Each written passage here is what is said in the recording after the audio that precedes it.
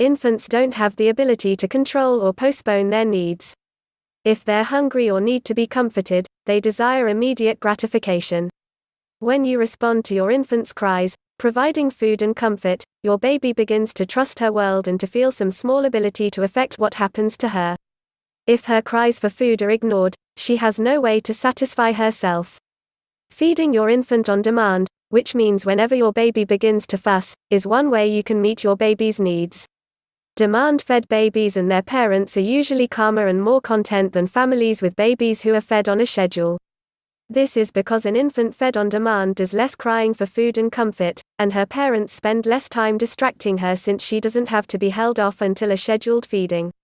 A demand-fed baby also may be easier to put to sleep since she can be soothed with nursing or a bottle when she seems tired. There's no chance of overfeeding a demand-fed baby. An infant will not drink more than she wants or needs. Parents who don't choose to feed their baby on demand, but rather on a schedule, may find themselves unsuccessfully trying to comfort or distract their crying baby. Your baby might want to be fed, but you may think that she should wait 3 or 4 hours because she's just been fed. Since it's often hard for parents to listen to their baby cry, this can be a difficult situation, and one that probably takes as much time and energy as the extra feedings given to a demand-fed baby.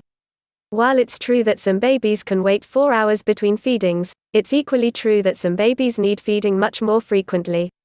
New parents often decide to feed their baby on a schedule because of advice from friends, relatives, and their pediatrician.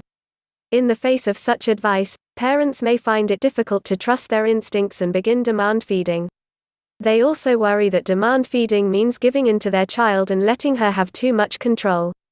Yet an infant, because she's helpless, needs to feel she has some control and some ability to make other people respond. The decision to demand feed or feed on a schedule is often influenced by the way a baby is fed, by breast or bottle.